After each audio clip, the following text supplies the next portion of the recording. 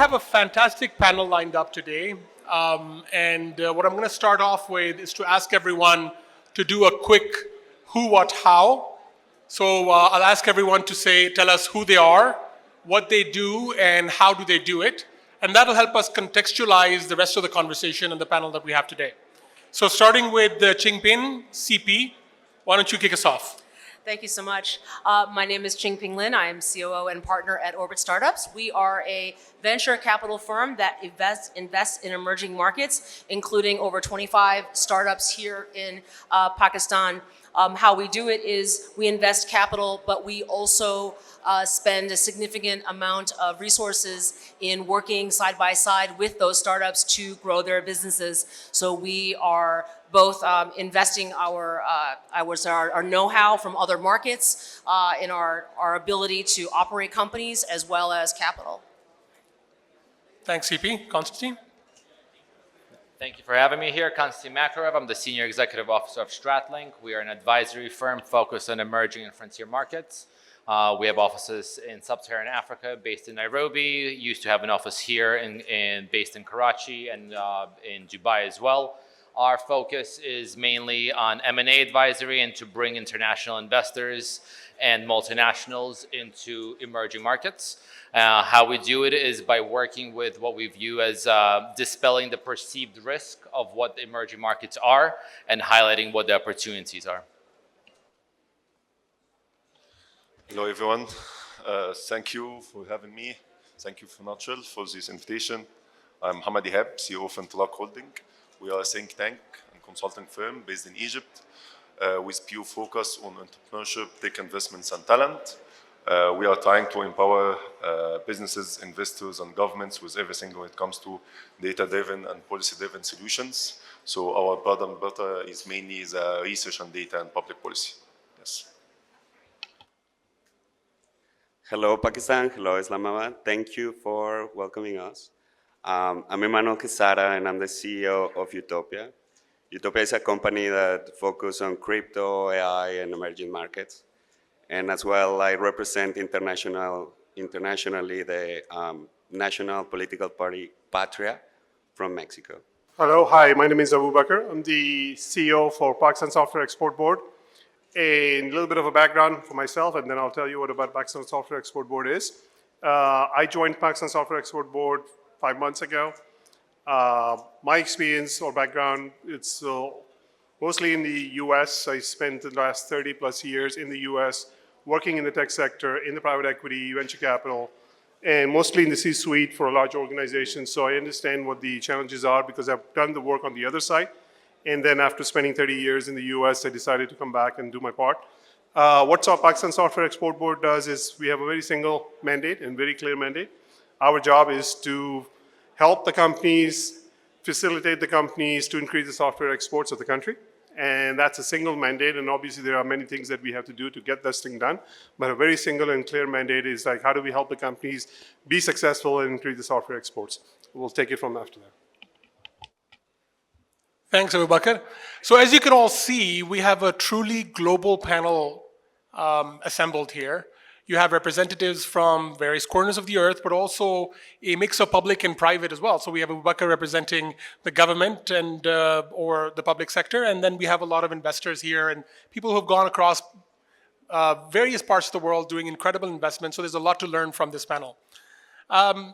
Just by way of introduction as well, I mean, I'm a director at Nutshell, but I wear several other hats. I work in publishing, in media, in F&B. So I myself was also a regional investor, but also what's pertinent for this panel, I run a venture capital firm as well based out of the UAE. So we've been having some great conversations around the startup ecosystem in Pakistan and what more can be done. So I'm going to kick it off with CP because as she just mentioned to you all, Orbit has over 25 investments in Pakistan and is part of the foundation of Pakistan's sort of startup ecosystem in that not only do they invest in startups, but they also educate and teach startups. And as my friend William Baubeen likes to claim from Orbit, that Orbit has really taken has really sort of gone all the way for Pakistan and really highlighted Pakistan on a global stage. So, CP, tell us about what you've been seeing both as Pakistani startups in Pakistan, and if you're looking at the Middle East or the other parts of the world that you invest in, Africa, Southeast Asia, what can Pakistani startups sort of learn from there just on a high level? I'm sure there's a very long conversation, but what are the things that really jump out at you having sort of spent time on the ground in Pakistan? Hello, everybody.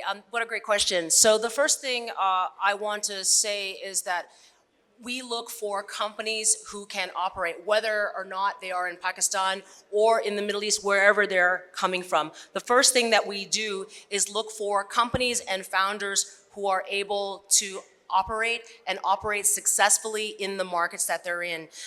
These markets are challenging and have their unique purposes. So in terms of, we look at every individual case and we say, okay, does this person understand their local market? Do they understand how to build trust with their customers? Are they showing proof that they're able to execute? And when we see that, regardless of what markets it is in, then we say, okay, we're gonna work with this company. We believe this is something we wanna back. And it's okay if that founder doesn't know how to communicate with global investors. We will help with that. But what we know, we need to bring in someone as a founder who actually knows how to work within the communities and the markets that they are working in. So that's kind of how it's not as if we're looking at outside and copying those playbooks. We're looking for someone who has demonstrated they understand the market that they're in and can show traction numbers and can show a business model that works. I think sort of switching to Konstantin from the perspective of finance, operations are a must, absolutely, CP, and you want your founders to be great operators and be able to execute. But if you look at part of that execution is to be able to get the kind of financing that's required to be able to create those opportunities for those startups to be able to leverage sort of the ecosystem to try to create traction for themselves.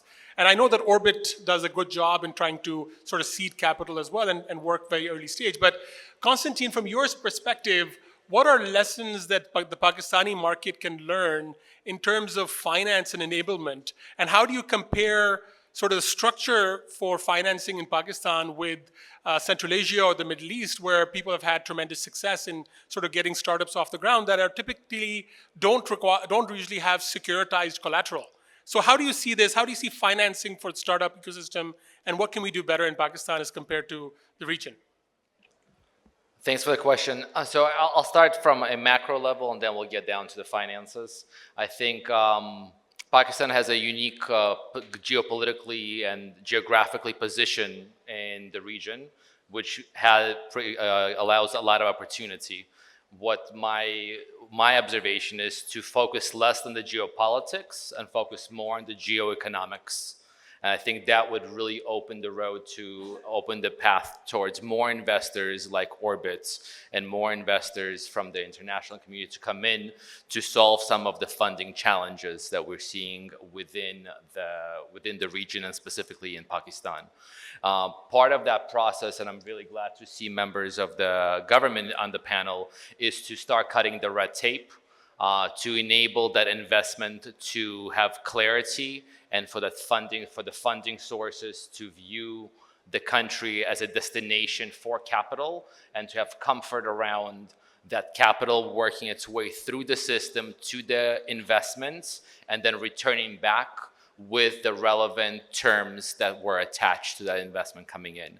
And if we look at from a global perspective, having spent time in Southeast Asia as well as in Sub-Saharan Africa, we could look at the case of Rwanda and a case of the UAE as good examples of setting up economic free trade zones that are very specific, be it within technology, finance, manufacturing, whatever it may be.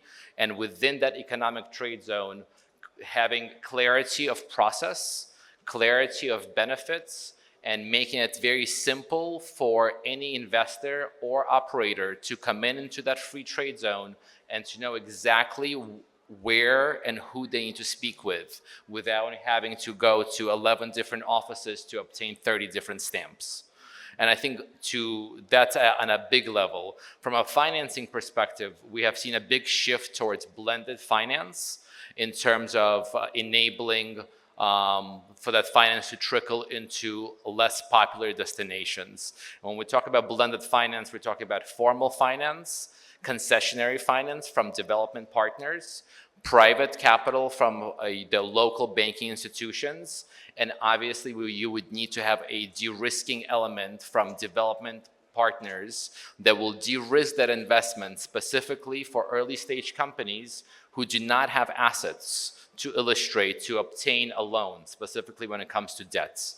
So for some, there needs to be a whole of industry approach towards enabling and distributing the financing options, not just in Karachi, Islamabad, or Lahore, but within the country writ large. And I think that's my time. Oh, that's fantastic. And you brought up a couple of very key points that, so I'm going to skip over Ihab and Emmanuel for now, just to bring that to Abubakar. Abubakar, at the risk of, I don't want to make you a punching bag for the stage today, but we want to kind of put you on the spot to answer some of these questions because these concerns are very pertinent and very valid. Constantine raised this issue around red tape, and red tapeism and bureaucracy is a big issue. And simplification of processes and people kind of working together to enable the ecosystem to work. And one of your mandates, Abu Bakr, is that you want to export Pakistani software abroad and give these software startups, amongst other startups, an ability to showcase on the world stage. So I'm sure you're grappling with a lot of these issues. And we know you've been in the position for 5 months, but we're still going to put you on the spot to say, how are we going to solve this problem? The minister yesterday spoke about ease of doing business and making things simpler. We've also seen that there's these free trade zones or STZAs that have been set up in Pakistan. But a lot of criticism that comes to these STZAs is that, yeah, you put the framework together and there's some property, but really all those processes are still quite cumbersome, quite burdensome, and they don't happen. They're not made for the small guy, they're made for the big guy. So long wind up, but here's your stage. Tell us what you're doing and how you're going to make that better. Abu Bakr. Sure. I wish I have all the answers for you, and I don't. The reason I'm here is obviously I'm not from the system. I'm from outside the system. And the reason they got me here is because I don't want to be in the system. I want to be the ones who's going to be disrupting the system.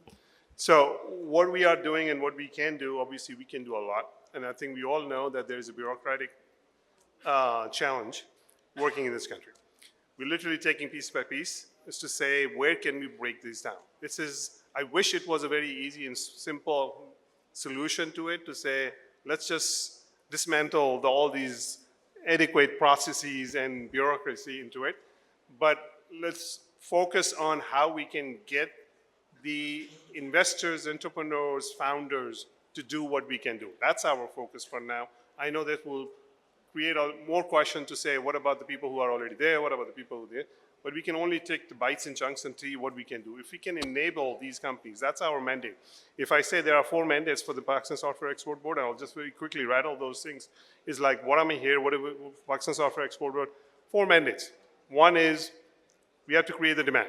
We have to create the demand generation, which means we have to go out, open the markets, work with the companies, enable and facilitate the companies to go out and do that. And we do a lot of different things for that. I'm not going to go through the list. One of them is obviously we go out and present ourselves and brand Pakistan into different international events and stuff. Like last 12 months, we did 24 events. We make sure that we are remembered, or when the conferences are over, as that the Pakistan is the tech destination or is emerging the tech destination of the future. So that's probably the demand generation side. And the second part is, how do we meet the demands with this quality of supply? So that's also the mandate of it. It's like, how do we create the supply? We do have abundant, and we use this quite a bit to say, we have abundant of supply of youth.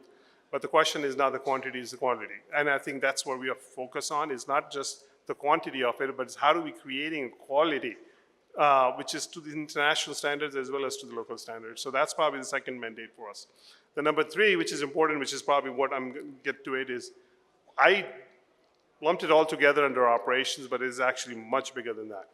It's your ease of doing business, your taxations, your payments, your remittances, your policies, your interventions. We're doing a lot of these different things.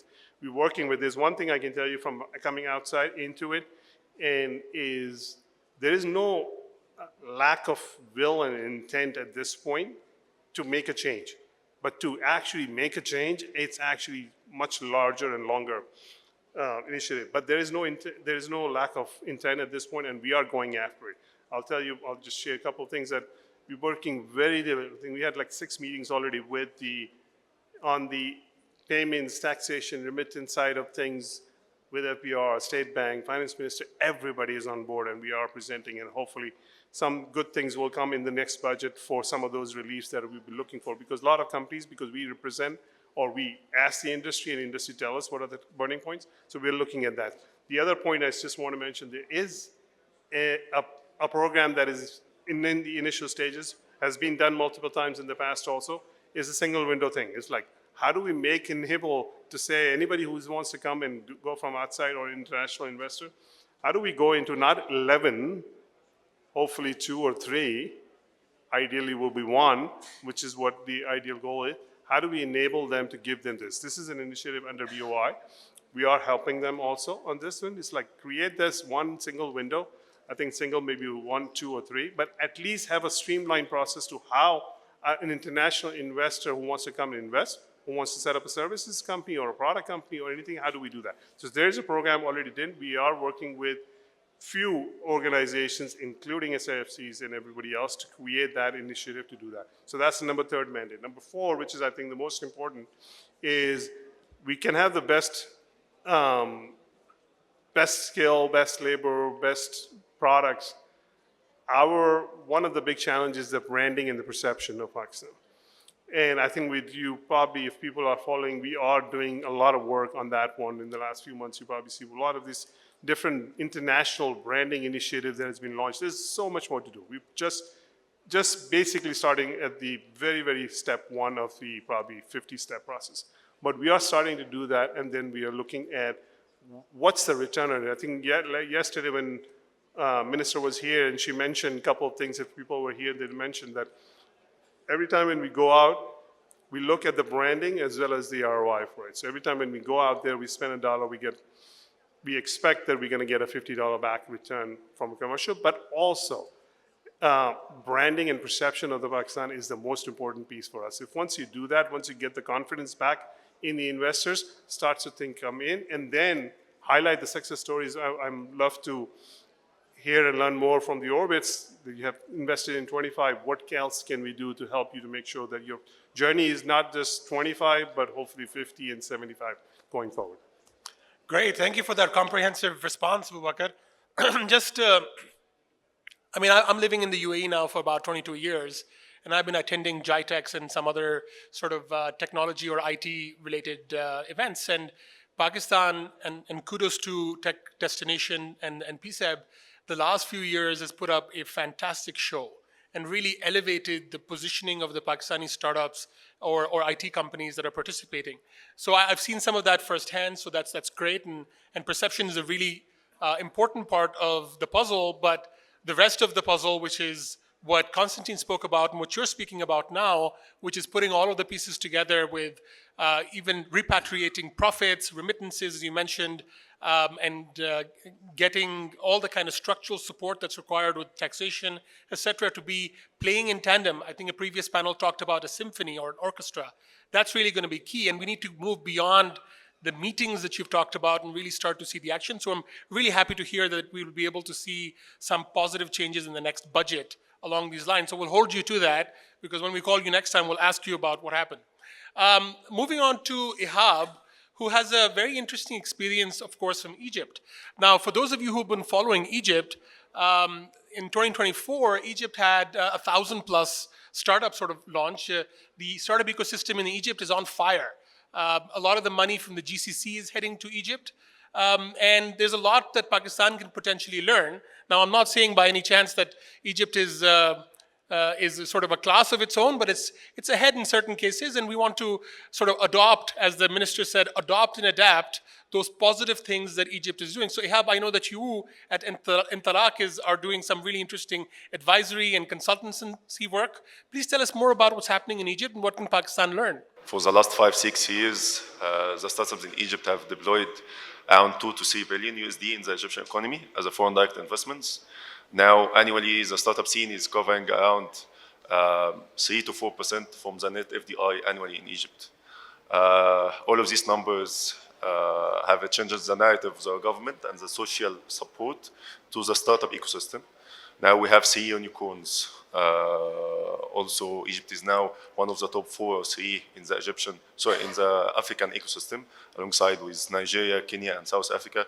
Also top 3 in the MENA region, alongside with Saudi Arabia and UAE. And if you're asking me, what are, let's say, the fuel after this drive is mainly 3 main pillars. You are saying access to finance, utilizing the talent, and regulatory framework. If we're starting with access to finance, we had 2 very good examples in Egypt. First one is called the MISMEDA, which is a regulatory government entity supporting the SMEs in Egypt. They created fund of funds, getting 50 million USD from the World Bank, and now they are getting another 120 million from the World Bank. Just in numbers, every 1 USD that MISMEDA has deployed in the Egyptian ecosystem, Egypt has got 8x of this 1 USD as a direct investments, and another 15x as indirect investments to the Egyptian economy. Another good example is VC, which is called Egypt Ventures, which was the first governmental VC between Egypt and Saudi Arabia. It was a small VC, around 30 to 40 million USD. But back then in 2018, it was a big move to, let's say, make more prosperity for this ecosystem. When you are talking about utilizing of the talent, you are talking around 3.5 million Egyptian students in the university. 750,000 are graduating annually. So it's a big, big pool of talent now. Also, after the huge devaluations that we have in Egypt, the talent is much more affordable now. It's much more competitive. You are talking about well-spoken English population, 5 to 6 French-spoken Egyptian students or residents in Egypt, at least 2 to 3 Deutsch-speaking residents. So talent is a very good thing. Now the Ministry of Communications are creating these creative hubs along all the governorates in Egypt as university incubators. Now they have this presidential initiative called the Tahaluf and Talmiya, which is an initiative with 1 billion EGB as a budget, which is around 20 million USD. They are dividing Egypt into 5 governorates, each 5 regions. Each region will have a consortium of a private sector investor, academia, startups, and incubators and VC. All of these consortiums will create investment clusters focusing on specific indices for each region. So this is a big move for the next 3 years. And when you are talking about regulatory framework, from our side as Interlock, the first policy recommendation 2-3 years ago was we are telling the policymakers and government in Egypt that we need a unified governmental entity that just focusing on innovation and entrepreneurship in Egypt for the next 5 to 6 years as making a vision for 2030. And now we have something by the initiative of the Prime Minister called the Ministerial Group, just focusing on entrepreneurship in Egypt. It's headed by the Minister of Planning, Economic Development and International Cooperation, Dr. Ania Moshat, and they are working closely with the private sector now, just initiating startup charter for the next 5 to 6 years. So if you are telling me Pakistan and Egypt are very similar when you are talking around the talent pool, the market size, the macroeconomic overview for both of the countries here, you have to unlock the talent pool. You have to look for supportive ecosystems, building this. You have to invest in local connectors like Nutshell for connecting the public, the private, and the international organizations and the startup scene. So all of that is much needed, as our country is mainly the most important thing, more than the product market fit, is mainly the policy market fit for these countries. Yeah, that's it. Fantastic. Yeah, policy market fit. I mean, that's really illuminating. Ihab, it's also very interesting to see that the similarities that Pakistan has with Egypt are not just are on multiple levels and multiple dimensions. We have obviously technological sort of similarity, and with our youth population and people who can speak English and have technology sort of expertise and talent pool, but also from a political structure standpoint, there's quite a few sort of similarities as well with how Egypt is structured and Pakistan is structured. So much to learn there. I'm going to throw the ball now to Emmanuel, and thanks, Emmanuel, for representing. Love the Sherwani, looking fantastic. Thank you. So, you have experience at Utopia from perhaps a different part of the world completely, from Mexico. So, moving from our region, broadly speaking, or the Middle East, and then moving all the way to Mexico. You've been doing a lot of work with young people, especially, and with crypto and blockchain. And Pakistan, we keep talking about, has this massive youth bulge. And we keep talking about that as an asset, but naturally, that asset can become a liability and can become a big challenge and problem for the country. What opportunities are there for the young people of Pakistan, especially with crypto and Web 3.0? And what do you see is something that we should be really focusing on that we're not in perhaps the way that we should be? So tell us more about what Utopia is doing and what Pakistan can learn from there. Sure. So, where do we start? Okay. So right now we're living in an era where the digital economy is present in our life. Like everyone right now have a cell phone in their pocket, right? Actually, some of you are watching your cell phone right now. Naughty boys. So, the most important thing to acknowledge is that the digital economy is present into everyone's life, and the people that are going to modify the society in the future is the youth. So those are two facts. The future belongs to the youth, and right now we live in a digital era, right? Now, taking those factual facts, we can come into the conclusion that if the youth is not educated into the digital economy, you're going to have a failing society.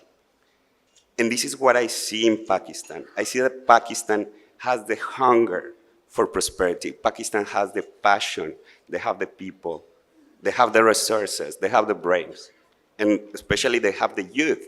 You have right now countries such as Korea or Japan where they're craving for youth.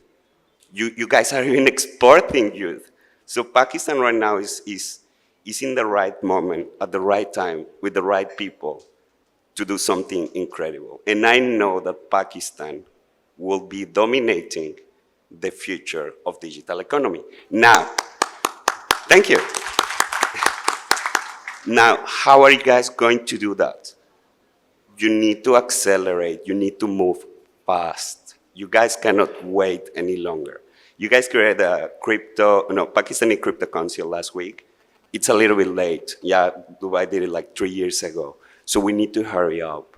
And as soon as you guys have the passion, have the energy, have the strength that you've been having for the last years, I know that you guys will be capable to dominate this society. Well, that good? Yeah, good. Thanks a lot. It's really lovely because sometimes when you're sort of in Pakistan or you're looking at this Pakistani sort of ecosystem from the inside, you don't sometimes realize all the great opportunity you have. So you have somebody who comes from outside, looks at it from a fresh lens and reminds you at times that there's some really great things that we have going for ourselves. And we really need to move fast, right? Because the world will leave us behind if we don't move fast. CP, coming back to you, venture is usually a long-term return process, right? It's like planting a tree. You don't get the shade right away. It takes time, or it's like an olive tree. It takes time to fruit, right? So with venture especially and looking at sort of the long horizons of investment, Pakistan's also a tough market. It's not easy. And I know that you love working in the tougher markets. You don't want the easy ride, right? So what are things that could perhaps, as we've talked about in a break previously, reduce suffering for the startups in Pakistan and improve the kind of returns? And, Bakr has given you an invitation to let him know, just sort of as a follow-up, I mean, you can extend the answer. what can the government do to improve the investments that you have in the 25 startups? So have at it. Tell him what he All needs right. to do better. Right? Go for it. I will do so, and this is to my colleague, as well as to everybody and esteemed colleagues in the room. 3 things, everybody. 1, yes, reduce the friction for moving capital in and out of the country. The way these deals are structured, the holdcos are outside the country, the opcos are inside the country doing the business here. We have to have an easier way to move the money inside and out. Okay, that's how currently it is structured, and that is the preferred way of doing business and structuring these deals. The second thing is make it easier for your startups to raise debt financing. Okay, it is very challenging with the current banking rules to raise debt because of collateral rules and mindset towards more traditional debt financing structures. Okay.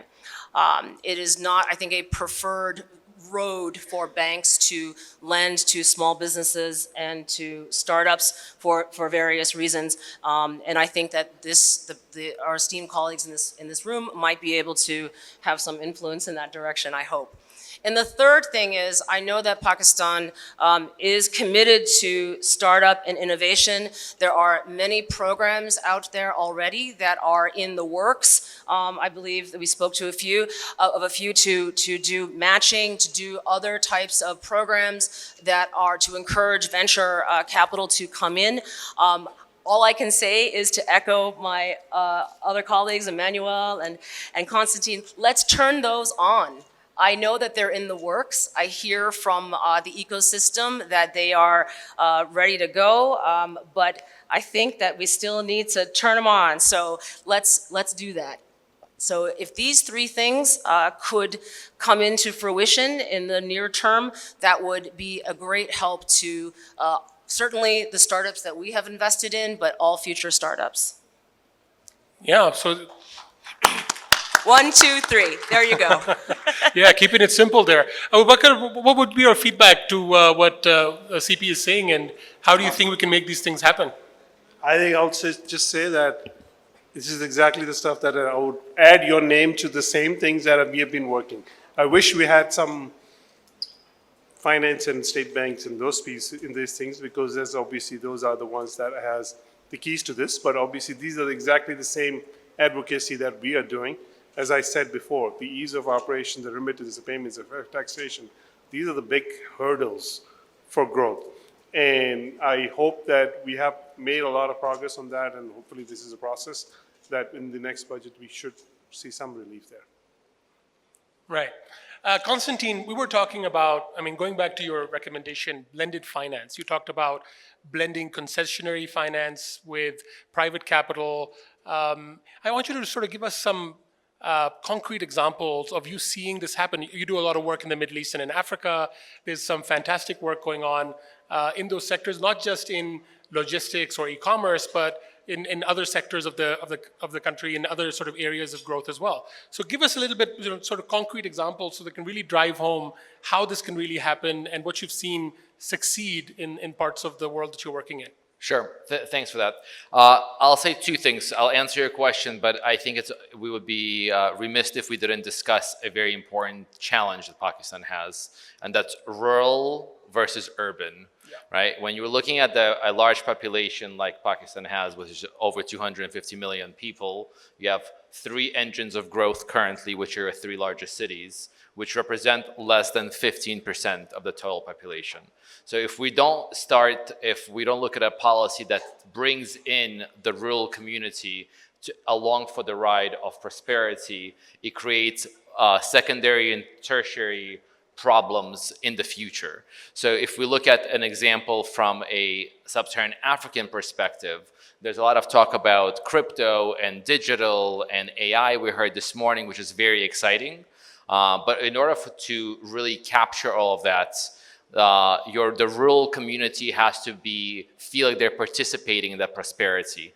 So if we look at the case of sub-Saharan Africa, we talk about digital money and the ease of transferring those remittances or potentially paying for school fees in the urban cities. If you don't have a smartphone today, you can't necessarily participate with a Jazz Cash or Easy Pesa.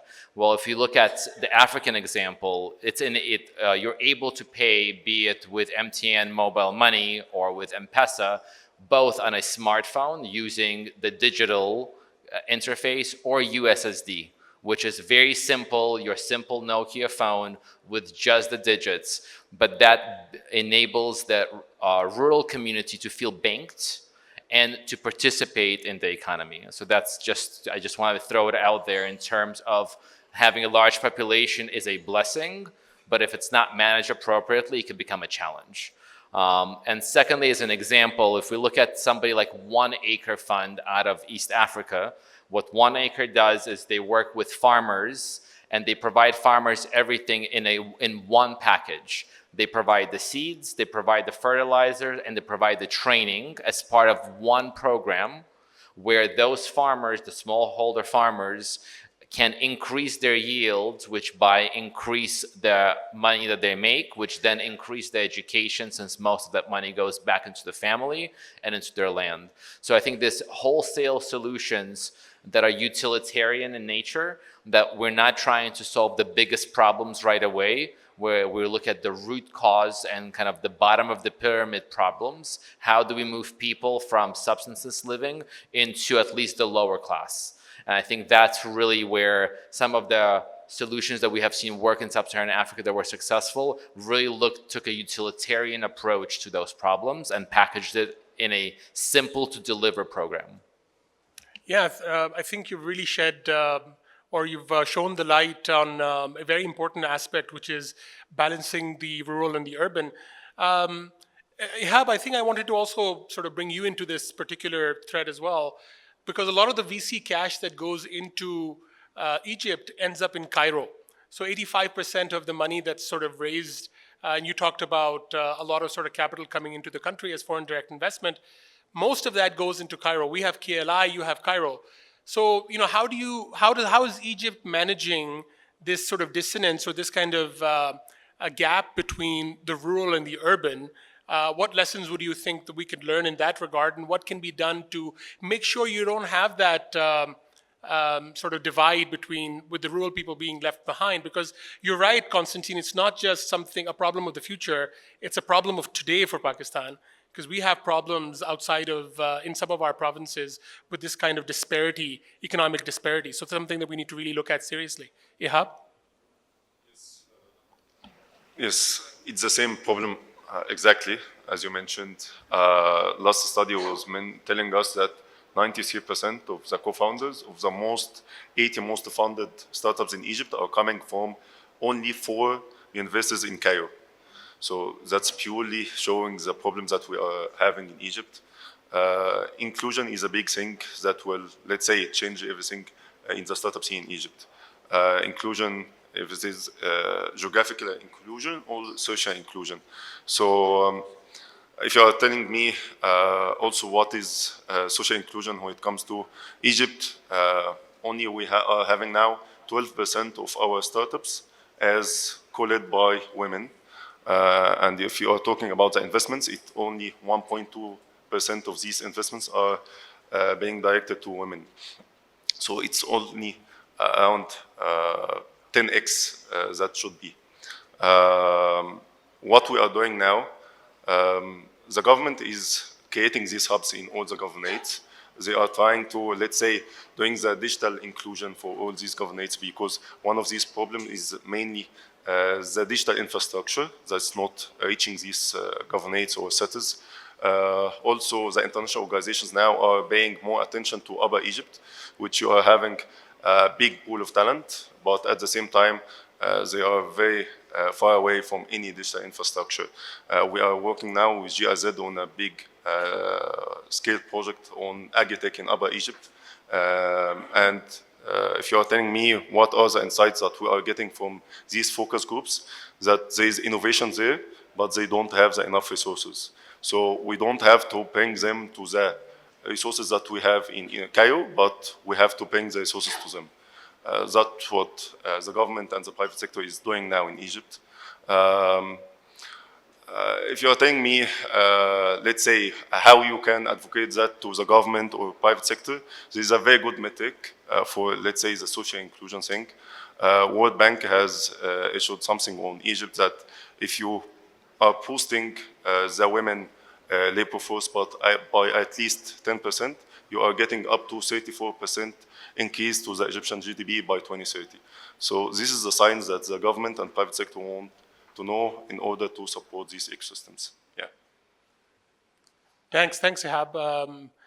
Like you said, there's a lot of similarities, and therefore there's the opportunity to learn a lot of lessons. So it's very heartening to hear that the government's really focused on trying to sort of spread the prosperity outside of Cairo, and that's really what we need to do as well: spread that prosperity across the country and raise the levels of people from poverty to at least lower income, as Constantine pointed out. Emmanuel, I want to sort of ask the last question, then I want to throw it open to the audience to see if we can get some audience questions in as well. So, you do a lot of your work in Web3, in crypto, and blockchain, but I understand that you have an employee in Faisalabad in Pakistan as well. I'd be very curious to know, how did that happen? How did you end up here? And if it was up to you, what would you want to be able to do in Pakistan, or what would you want to be made easier in Pakistan for you to do as someone coming from a completely different part of the world, but landing in Pakistan to leverage talent in Pakistan? So, I wasn't expecting that question, by the way. Okay, so yeah, so quick story. 5 years ago, I funded my company. I had the dream to provide financial tools to kids and keep them safe in a safe environment on the Web3, because Web3 and crypto, besides the animals and the funny coins, as well, they have some utility. And the kids, I believe that we can create some financial tools for the kids, right? So I hired this Pakistani guy. His name is Sohaib. He's here in the audience. I hired him around 5 years ago with the purpose of help me to research, help me to understand what was the crypto industry, how was this going to affect the future. Since then, I started to pay him in cryptocurrencies. So that was 5 years ago. I hope that he doesn't get in trouble, so sorry. So I started to pay him in cryptocurrencies. And he had no idea what it was crypto. He had no idea what it was a wallet. He had no idea what to do with the crypto. But he said, okay, looks like a good opportunity. And until now, for almost 5 years, he's been receiving on a monthly basis a salary in cryptocurrencies. Now, that sounds amazing until I start to ask what is the issues, like how do you feel, like what is happening? This was yesterday. Then I came into this surprise fact that he is paying a 15% income tax, capital gain tax, sorry, 15% on every salary. And then I'm like, okay, so I'm actually making you lose money, so apologize. And she said, yeah, but I didn't want it to mention before, right? So I felt quite bad, and then I started learning more, and then I realized that actually remittances, they don't have capital gain tax. So if I'm going to send him from dollars to rupees, he's going to receive it without a tax, but if I pay him from crypto to his wallet, he's going to report a 15%. So that was maybe the most, if you guys can heal that problem fast, I'm really sure that Pakistan will be keeping more money inside and will be exporting more knowledge outside. Thanks, Emmanuel. We've just created the Crypto Council in Pakistan, so it seems as though there's going to be some activity around sort of regularizing crypto payments and creating that regulatory framework that has perhaps not been as spelled out. But you know what? I find that some people in Pakistan, we tend to perhaps not give due credit to the hustle of the Pakistani people. I was sitting with a friend in a cab, and that friend of mine went on to a different location, but we were talking about crypto. I got off, and this was a Pakistani cab driver in Dubai. I got off, and he says to my friend, I have a crypto wallet too, and I'm holding Bitcoin and Ethereum. And even at his very sort of humble or modest sort of salary, he had a crypto wallet, and he's like, this is something that we all do. So this is, people will adapt and they will learn, especially if the economic incentive is there, and they'll adapt technology like never before. Growing up, I would never have imagined that my butcher, for instance, or my gardener would be, working on a smartphone and be very, very adept with apps. But people will learn just as little babies do. So absolutely, the opportunity is there, and we need to unlock that. One final word from CP, and then questions in the audience. Thanks for giving me a couple more seconds. I gave you 1, 2, 3 because many good things come in threes, but I wanted to put a fourth idea out there. We know that many of the things I talked about in 1, 2, 3 might need to come from government, and there may be a process for that. But I want to encourage everybody in this room that one of the challenges that we see when we go to raise capital for our startups is we get questioned as to why some of these startups have not been invested by local Pakistani investors. That is to say, what is the faith level of the local money in these startups such that they should have faith to put in their own money. So one thing I really want to challenge everybody here in the room in terms of encouraging the growth of the startup ecosystem and helping startups is to invest locally, to invest in these startups, to look for ways to help these startups right here. And to put money into your startups. So yeah, put your money where your mouth is, right? So you show the faith and have skin in the game, and the rest of the money will follow. So I hope everybody takes this prescription as well. Questions from the audience for this panel? Anyone? Okay, we have one over there. Please introduce yourself briefly, and then keep the question short. If you can, please go ahead. Hello everyone, Assalamu alaikum. My name is Mohammad Subhan, and I am a tech-empowered social entrepreneur.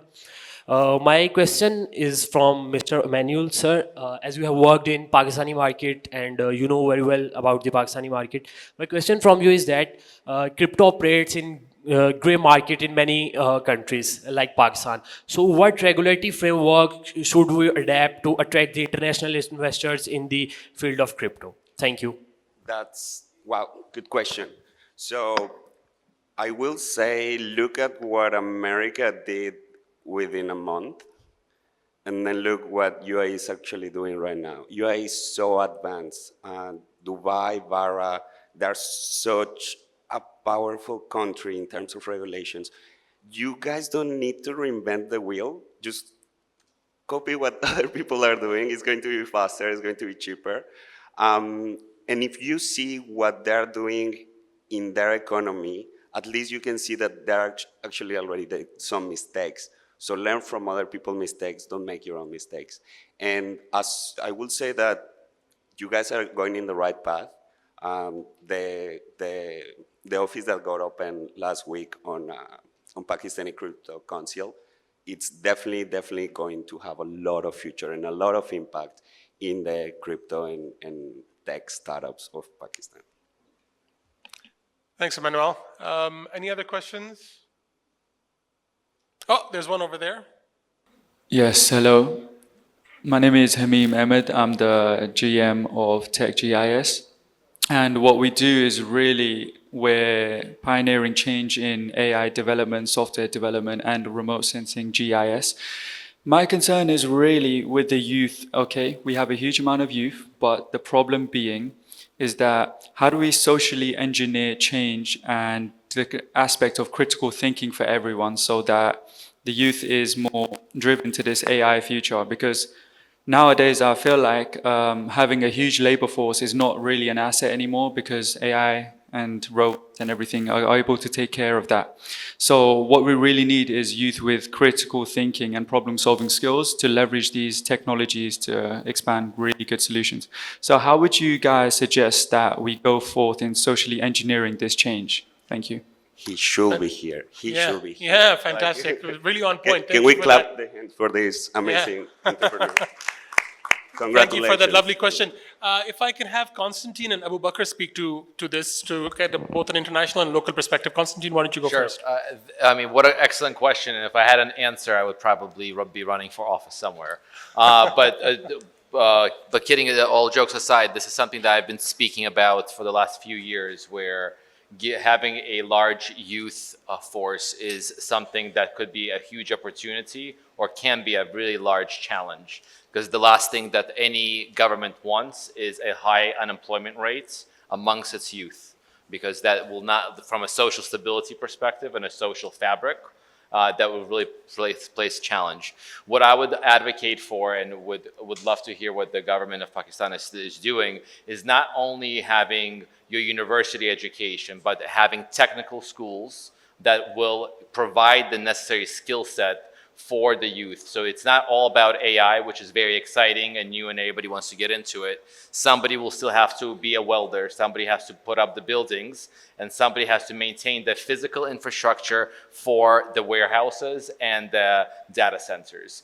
You do not need a master's degree at all for any of these jobs, but they're all well-paying jobs, provide employment stability, and involve the youth within the economic journey for any country. So I would say technical school is something that I usually advocate for, specifically within large countries with large populations. That's not to say that universities should not be funded.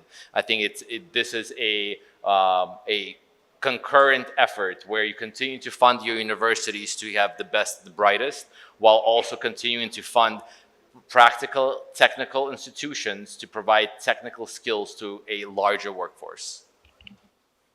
Abu Bakr? Yeah, no, first comment, brilliant question. I think the whole world is grappling with it. So to be honest, it's not just us.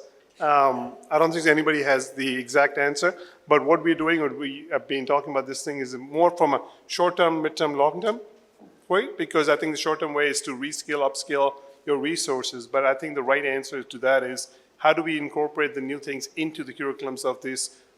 We had a meeting yesterday with the PM also on that we have to install this thing right from, we called it from grade 6, but there could be some things that can be done before grade 6 also. But how do we instill these things so from a long-term sustainability, we are ready when the next thing is. But it's again, we cannot wait for another 10 years to be ready for it. So we have to do a short-term thing, which is more of the skilling and upskilling thing, which is what we are focusing on right now. But at the same time, we're also looking at it from a long-term say, how do we get into where the people, when the graduates are coming out, they're ready for the new labor market. Absolutely. Well, thank you very much, panel, for a fantastic conversation. Thank you for the audience, especially for the questions that we got. We're out of time now, and we want to move to the next session, but I really am very grateful to all of you for taking out time, for traveling to Pakistan, and for you, Abu Bakr, for leaving the US behind, spending 30 years in the private sector, coming back to give back to the country and making the positive changes. As long as there's will and there's effort and there's execution behind it, great things can happen, because Pakistan is a lovely country that has great potential that's being perhaps not being squandered, to be honest. So there's a lot that we can do to sort of capture the opportunity before it flies by, and it has to be quick. We can't keep resting on our laurels. Thank you very much, everyone, and that concludes this session.